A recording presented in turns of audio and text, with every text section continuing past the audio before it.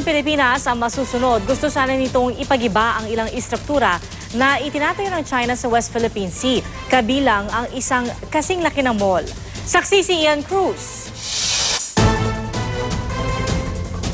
Malaisla na, imbes na reef lang o bahura, ang Burgos Reef matapos i-reclaim o tabunan ng lupa ng China. Malayo sa pagiging umpok lang ng mga bato o coral na ang tuktok ay nakalitaw sa ibabaw ng dagat.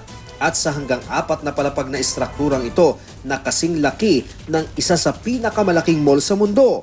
Mahirap nang akalaing bahagi pa ito ng Spratlys Island sa West Philippine Sea. Kasing laki siya ng Mall of Asia, just to paint the picture right now.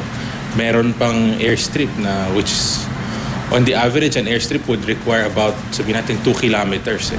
Meron pa itong pantalan, ikinaalarma na ng Defense Department ang mga istruktura. Bukod sa pangmatagalan na ito sa itsura pa lang, malamang makaapekto ito sa kalayaan sa paglalayag at paglipad ng mga eroplano sa lugar. Anong klaseng defense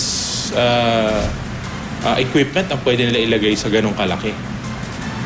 You can just imagine and how dangerous this can be. Kaya kung ang Pilipinas ang masusunod, dapat raw gibain ang mga istruktura alinsunod sa Declaration of Code of Conduct sa lugar. Sa kabila ng mga nakitang reclamation sites at malalaking gusali ng China sa West Philippine Sea, wala raw magagawa ang Pilipinas kundi idulog ang lahat ng ito sa United Nations upang maresolba ng mapayapa ang nasabing issue. Kaya bukod sa Burgos o Gavin Reef, mayroon na ring reclamation sa Quarteron at Fiery Reef na kumpleto na. May na-monitor na ring reclamation sa Subi Reef na malapit sa Pag-asa Island at sa Misip Reef na malapit sa Ayungin Shoal.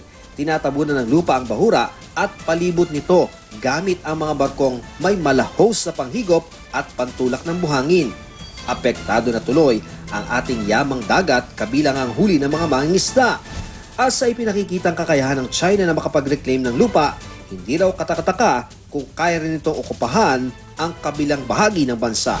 With that capability, everyone should be wary where this particular capability will be used. It can be used east of the Philippines, sa Pacific area, or wherever they want.